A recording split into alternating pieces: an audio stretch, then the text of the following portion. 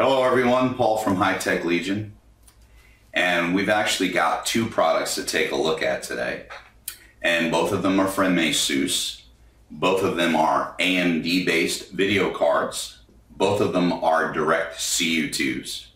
So let's go ahead and take a look at the first one, which is the ASUS DirectCU II OC 260X, which is an R7. And this one right here is going to be basically for an entry-level gamer. It's got a MSRP of about $139, so that's not that bad. And it's got some great qualities to it. And of course I will show them to you during the unboxing. The next one that we have is the ASUS DirectCU II Top Edition, and this is the R9 270X. And this has 2 gigabytes of GDDR5 RAM on it. Of course, it's got the DirectCU II heatsink on it, which is basically a flattened heat pipe that goes right over the GPU to disperse the heat. And of course, it's got the Digi VRM, and we'll be taking a look at that in a minute also. So I'm going to go ahead over and let's do some unboxing, and I'll come back and give you my final.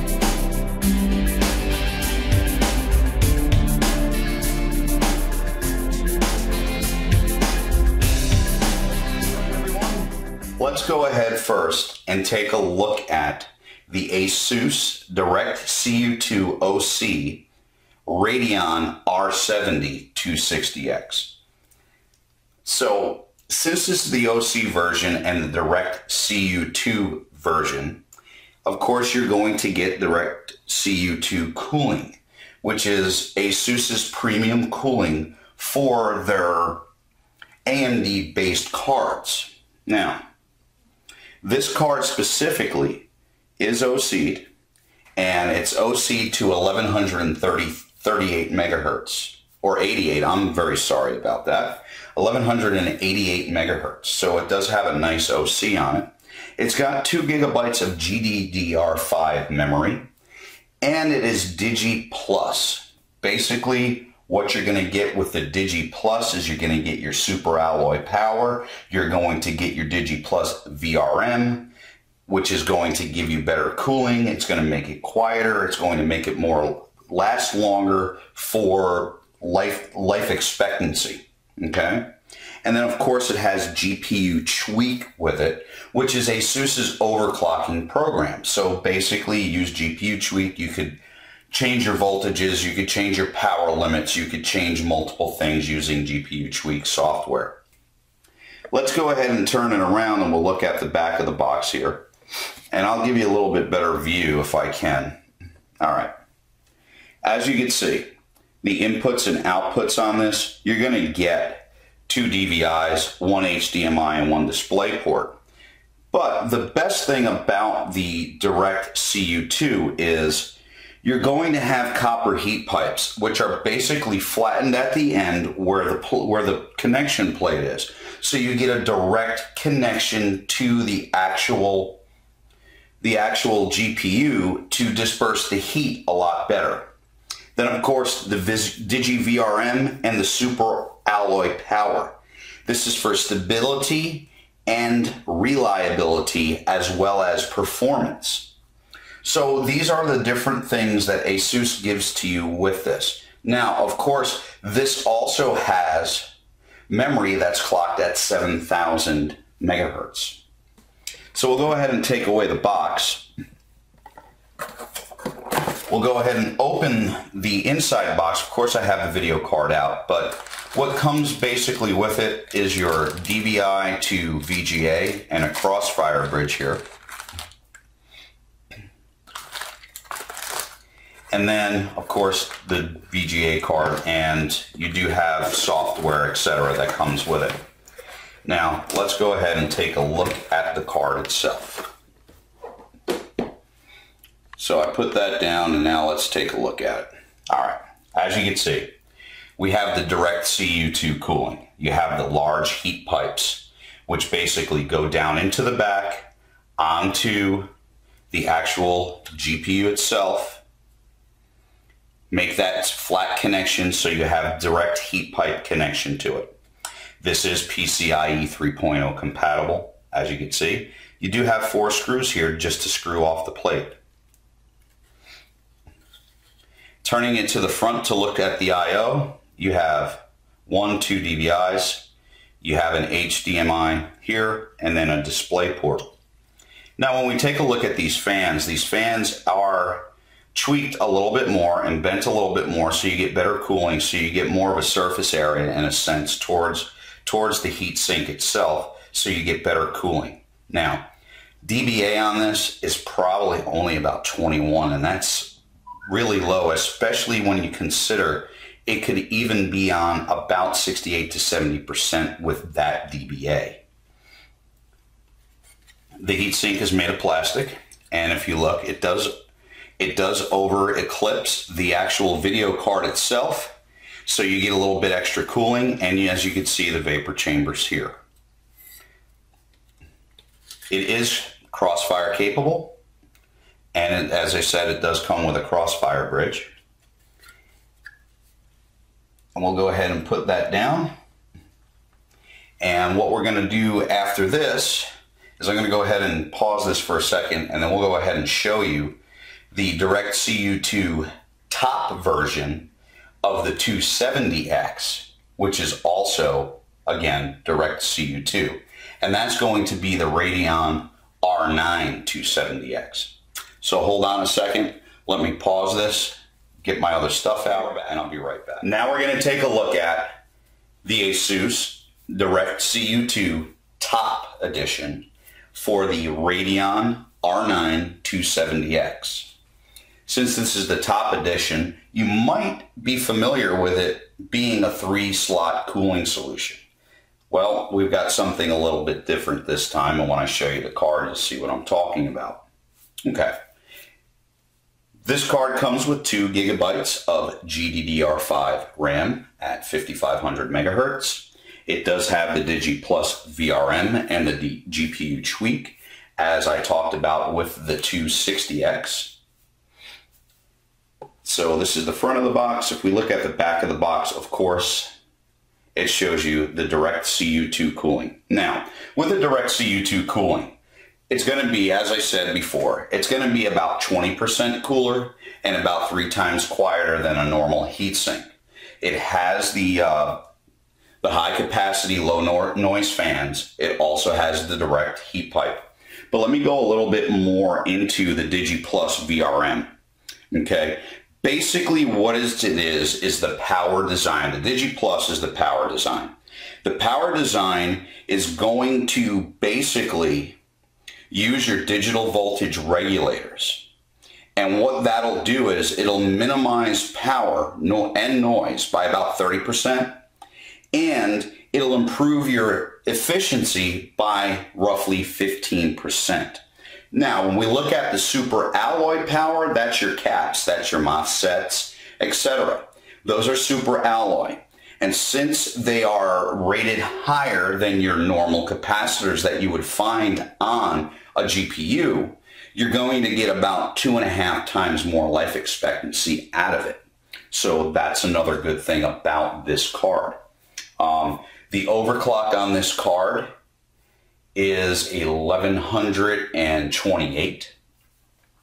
So basically you're getting roughly 128 megahertz with the boost on there. So that's not bad. It is not one of the highest, but we did achieve the highest overclock out of all the 270Xs that we've reviewed so far. We actually got up to 1260 megahertz with this card. The only thing that I could find wrong with it, to be honest with you, is the memory itself. The 5500 is a little bit low, so sometimes the card lacks a little bit of bandwidth. I would hope that you know, since this is the top, maybe they would have went somewhere around 6,000. I'm sure that the matrix is probably up in that area, but for this specific one, we only have the stock memory, which is 5500. So sometimes it does starve a little bit for bandwidth when you're playing those games that need a little bit more bandwidth. So let's go ahead and take a look at the inside. And if we look at the inside here, of course it's a black box that says ASUS. And inside of that, we have another small box, and that's where our accessories come into play. So we'll go ahead and open that, and I'll just show you what the accessories are that come with this card. And basically they all fit into that little box. Oh, that fell on the floor. Okay, so basically here's your speed setup little folder, and you have your driver disc. You definitely have your SLI bridge and your Molex to 6-pin connector, and it also does come with a VGA adapter, which I left in the box. But this is basically a quick setup guide so you can get started with your DirectCU II top. Now let's go ahead and look at the card itself. As you can see, something that you might not be used to if you're used to the top edition. This is a dual slot cooling solution. So now instead of having the 3 slots, you actually have the 2 slots. And you're getting the same cooling as you did when you had the 3-slot solution. I have the old 7970 top, and believe me, this cools just as well, if not better. And it's only a 2-slot cooling solution. Now these fans do turn backwards for a few seconds when you turn on the computer, so it blows off some of your dust. You have the very large 3 heat pipes coming out of the back here. Again, DirectCU, copper pipes, flattened, touching the GPU back here. The heatsink does come over the video card itself, allowing a little for extra cooling with your design. If we take a look at the front I/O, we have DisplayPort, HDMI, 2 DVIs. Now, this does require 2 6-pin connectors, where the DirectCU II 260X only required 1 6-pin connector for power. It is PCIe 3.0, and it is crossfire capable. You can also see it's got a nice plate here to give you a little bit more rigidity with it. And it's a very light card. It's not the big bulk that I've been used to with the top edition. As you can see, it's there. I think they did a good job with actually shrinking the heatsink and the shroud here to get this to maintain that cooling level that it used to have, but actually going with a 2-slot solution. So in any case, there you are. That is the ASUS DirectCU II top edition of the Radeon R9 270X. I'll go ahead back to the desk, give you my final thoughts on both cards, and we'll go ahead. All right, everyone, we're back. First, let's go ahead and talk about the DirectCU II OC 260X, the R7 version. Got a lot of memory in here. Have a decent overclock, factory overclock with it. Of course, you got the DirectCU II. For an entry-level gaming card, it's got a lot of nice features to it. It cools very well, and also the memory gives it a little bit more oomph and bandwidth.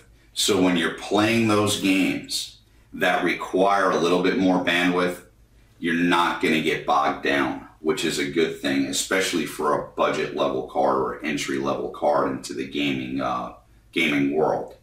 We got a lot of new games coming out soon that are going to require some decent amount of memory. Now, for the full review, please visit us at hightechlegion.com. There we have a lot of graphs that you're not going to see or you haven't seen in this review. And basically, it's going to show you what the temperatures were, what the full overclocking potential of this was, and it's also going to give you the numbers that we got on this card. This card right here based on the way it performed, based on its price, based on its cooling, is going to get an Editor's Choice Award. So now let's go ahead and talk about the R9 270X. Same features, bigger card. This is a mainstream gamer card, of course. You got the top cooling, which one good thing about this is dual slot cooling instead of triple slot cooling. I'm glad that ASUS went ahead and used a dual slot on this. It makes the card a lot lighter. And it's also going to take away a lot of that stress that that top edition 3-slot card had. I always felt that there was a lot of stress on the ends of the cards when you had it in your system. So that's a very nice thing that ASUS did. Two of my major concerns with this card. It doesn't cool as well, of course, as the 260 because it is a larger card, but my major problem is the bandwidth on this card. It's got a decent overclock, which is 1120 on the boost, which is not the highest on the market. Of course, ASUS also does have their matrix version, which probably has a better overclock, and we'll talk about that when I actually review it. That's coming up shortly, a review for that one. But there's only 5500 megahertz of memory in this card, and what I saw with it, being that it's only got 5500 and it is an OC card, it was hurting for some bandwidth every once in a while. Some of the frame rates that compared to other cards in its class that had the 6000 memory in it were actually doing a little bit better when it was in a specific game that required the memory bandwidth. So I really think that ASUS should have went ahead and put a little bit more memory bandwidth in this, maybe went up to 6000 in this card, and it would have definitely brought it to Editor's Choice status. But as it sits right now, we're going to go ahead and give it a Gold Award based on those features. I mean, price-wise, you know, $239, that's not bad. It's there. It's worth the value for it. But I really think that they could have went to 6000 megahertz on this, and you might be saying, oh, well, what's 500 megahertz? 500 megahertz is a lot, especially when it comes to memory bandwidth and needing that extra memory and that extra push so you could generate better frames. Now, nobody's saying that it collapsed. It didn't. But when we're looking at maintaining higher frame rates, so you're not going to get the dips and the raises, you need that memory in order to keep it going. But in any case, everyone, make sure you visit us at heightechlegion.com. There you will find the full review. Also, please look in our manifest on this channel because we also reviewed the 280X DirectCU II top, and Wade did that video. Now, all the written review is in the same written review, but we do have my video for the 260 and 270 and Wade's 280X. Wade also put benchmarks in his where I'm not putting any benchmarks because it's just redundant to do it because we want you to watch that 280X video also. So in any case, visit us at heightechlegion.com, www.heightechlegion.com, heitechlegion.com. Make sure you subscribe to this channel. You want honest reviews. You don't want the games. You don't want the, I guess, the hype, I guess you could say. We're going to give you honest, straightforward reviews. Yeah, every once in a while I might fool around, but, you know, and do different things, but we're going to give you things straightforward. Remember, we're not just unboxers here. We're going to tell you about the product. We have a website, and we also have videos. So we're going to tell you about it written. We're going to give you a synopsis in a video. So that makes us a little bit different than a lot of these unboxing sites.